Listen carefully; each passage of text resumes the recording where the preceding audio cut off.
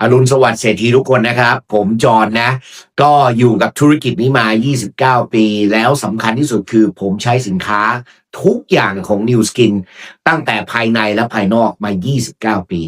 นะครับจริงๆแล้ววันนี้ก็จะพูดอายุเลยอายุของผมตอนนี้ก็คือ53นะและทุกอย่างที่คุณเห็นนี่คือธรรมชาติหมดไม่ได้ทำอะไรเลยไม่เคยไปทำศัลยกรรมอะไรทุกอย่างนี่ก็คือธรรมชาติแต่ผมทานตัว FeelC แล้วผมอยากจะขอพูดนิดหนึ่งว่า จริงๆแล้วเป็นคนทำงานบางวันนี่ก็ทำงานแบบ13-14ชั่วโมงแล้วด้วยความที่ว่าเราทำออนไลน์ปั๊บเนี่ยบางทีเครื่องมันติดแล้วมันก็นอนไม่หลับยังไม่พอบางทีก็คือมีสเตรสนิดหนึ่งนะครับสเตรสเพราะว่าวันนี้เราออนไลน์เราทำได้ทั่วโลกมองซ้ายมองขวาโอกาสอยู่รอบตัวเราบางทีก็เลยนอนไม่หลับก็เลยต้องทานฟิวซีหลังจากทานมาได้ประมาณสัปดาห์หนึ่งแล้วเนี่ยก็ทานวันละเม็ดหนึ่งสำคัญคือทานตอนไหนก็ได้แล้วไม่ง่วง แต่2สิ่งที่รู้สึกเลยก็คือรู้สึกชิลขึ้นก็เลยอยากจะบอกว่าถ้าวันนี้คุณเป็นคนหนึ่งที่ทำงาน